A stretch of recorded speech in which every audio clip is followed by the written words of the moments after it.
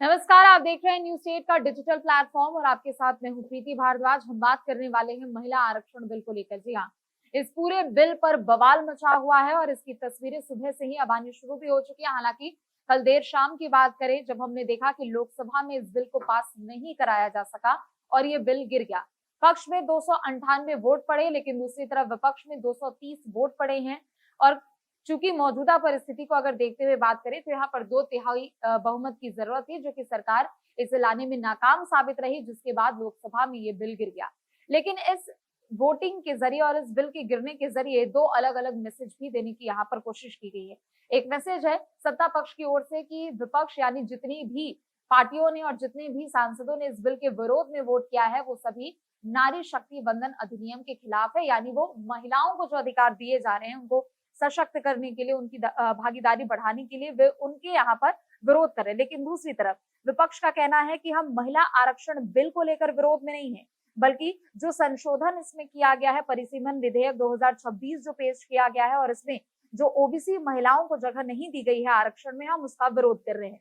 दोनों ही पार्टियों की ओर से, चाहे बीजेपी हो, कांग्रेस हो या फिर दोनों ही गठबंधन इंडिया अलायंस हो या फिर एनडीए की ओर से, अलग अलग नैरेटिव यहाँ पर सेट करने की कोशिश की गई है। लेकिन संसद से लेकर सड़क तक इस चीज का विरोध प्रदर्शन देखने को मिलने वाला है। चूंकि जब साल 2023 में इस बिल को पेश किया गया था, तो सभी सांसदों ने इस बिल का पक्ष में वोट किया और किसी ने भी इसका विरोध नहीं जताया, यानी बहुमत से यहाँ पर इस बिल को पास करा लिया गया था। लेकिन अब संशोधित विधेयक लाया गया। संशोधन इसमें यह किया गया कि पहले जब साल 2023 में जिस बिल को पेश किया गया था, उसमें दरअसल ये था कि 2026 या 27 में जो जनगणना होगी, उसके आधार पर हम महिला आरक्षण तय करेंगे। यानी उसको आते आते समय लग जाता और 2034 तक के लिए इस प्रक्रिया को टाल दिया जाता और 2034 में जब लोकसभा चुनाव होते, तब महिला आरक्षण बिल उस पर लागू होता। लेकिन संशोधन इसमें ये किया गया और परिसीमन विधेयक लाया गया कि 2011 के ही जनगणना के आधार पर, 2021 में चूंकि जनगणना नहीं हो पाई थी, जिसका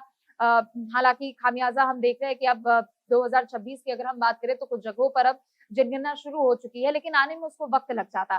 संशोधन इसमें यह किया गया कि जो 2011 का डेटा है, उसी के आधार पर अब परिसीमन किया जाएगा, जिसकी वजह से लोकसभा सीटों की संख्या बढ़ जाएगी। मौजूदा समय में 543 लोकसभा सीटें हैं, जो कि बढ़ के 850 हो जाएंगी, जिस चीज का विरोध लगातार विपक्ष करता हुआ नजर आ रहा है।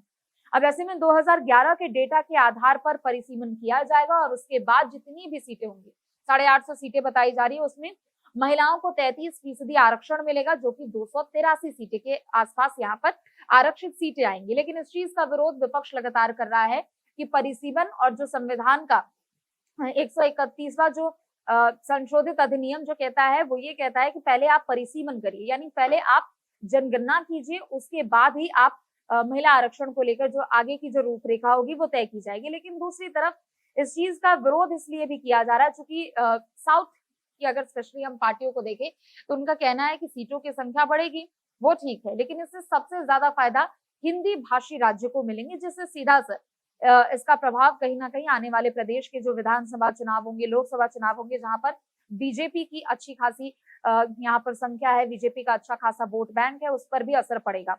लेकिन इसका विरोध प्रदर्शन हम लगातार देख रहे हैं कि जैसे ही कल लोकसभा में ये बिल गिरा और उसके बाद मकरद्वार के आसपास जितनी भी महिला सांसद है और एनडीए के जितने भी सहयोगी दल है, सब यहाँ पर विरोध प्रदर्शन करने के लिए उतारू हो गए और हाथों में तख्तियां लेकर वो विरोध प्रदर्शन करते हुए नजर आए।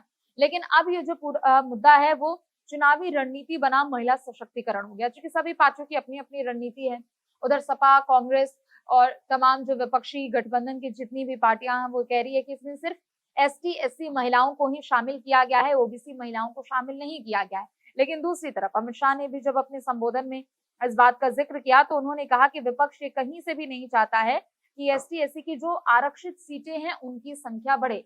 हालांकि अमित शाह की ओर से यह भी कहा गया कि जितनी भी आरक्षित सीटें होंगी, उनको हर साल में रोटेट किया जाएगा। अगर उत्तर प्रदेश की मान लीजिए 5 सीटें हैं जो कि आरक्षित है महिलाओं के लिए, अगर वो 5 सीटें या फिर वो गौतम बुद्ध नगर की सीट हो गई या फिर अलीगढ़ की सीटों की जो संसदीय सीट है, उनको रोटेट करके यानी अगले चुनाव में उन सीटों को बदल दिया जाएगा। इस लिहाज से सभी सीटों के समीकरणों को यहाँ पर देखा जाएगा। लेकिन यहाँ पर दोनों ही पार्टियों की ओर से विरोध प्रदर्शन के सुर भी यहाँ पर देखने को मिले।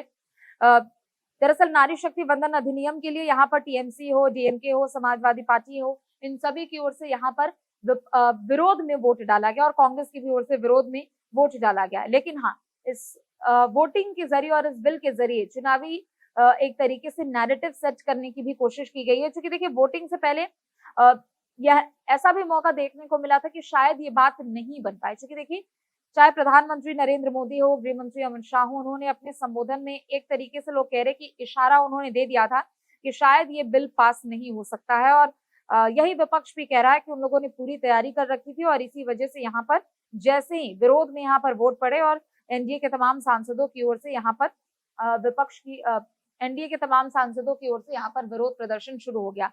लेकिन बीजेपी की ओर से अब एक रणनीति यहाँ पर बनाई जा रही है। बीजेपी ने कहा है कि देशव्यापी प्रदर्शन करेंगे और इसका असर लगभग हर एक बड़े शहर में देखने को मिलेगा। जितने भी केंद्रीय मंत्री हैं, उनकी जिम्मेदारी यहाँ पर तय कर दी गई है।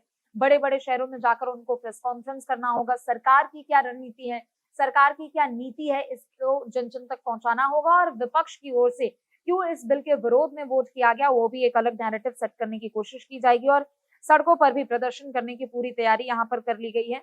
लोग कह रहे हैं कि देखिए, बेशक बिल जरूर गिर चुका है। खासतौर पर एनडीए के तमाम सांसदों की बात करें, उनका कहना है कि ये बिल बेशक जरूर गिर चुका है, लेकिन मुद्दा अभी भी जिंदा है और हम एक बार फिर से इस पूरे मामले को लेकर अपनी आवाज बुलंद करते हुए नजर आएंगे। उनका कहना है कि विपक्ष नहीं चाहता है कि महिलाएं सशक्त हो, महिलाओं की भागीदारी बढ़े और इसी वजह से लोग इसके विरोध में वोट डालते हुए नजर आ रहे हैं। राहुल गांधी ने भी इस पूरे बिल को लेकर उन्होंने अपनी बात कही और उन्होंने कहा कि बीजेपी ये जानती है कि वो इस बिल को पास नहीं करा सकती है और जो भी अभी मौजूदा समय में देश में हो रहा है, बीजेपी उससे डर रही है। उन्होंने कहा कि बीजेपी को पता है कि उनकी पावर कम हो रही है और इसी वजह से संविधान में वो आए दिन ऐसे संशोधन कर रहे हैं जिसकी वजह से लोकतंत्र को कमजोर करने का काम किया जा रहा है और विपक्ष को भी तोड़ने की कोशिश यहाँ पर की जा रही है।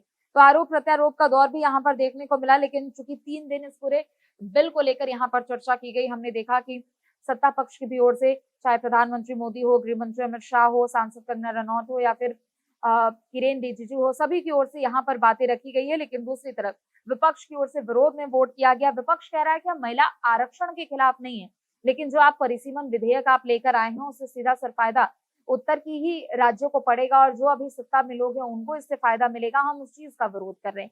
हालांकि अब आगे देखना होगा कि अब सड़क पर किस तरीके की तस्वीर यहाँ पर देखने को मिलती है। फिलहाल के लिए बस इतना ही। आप देखते रहे न्यूज़ 8। नमस्कार। अब से डीडी फ्री डिश की चैनल नंबर 57 पर देखिए न्यूज नेशन। अब से डीडी फ्री डिश की चैनल नंबर 57 पर देखिए न्यूज नेशन।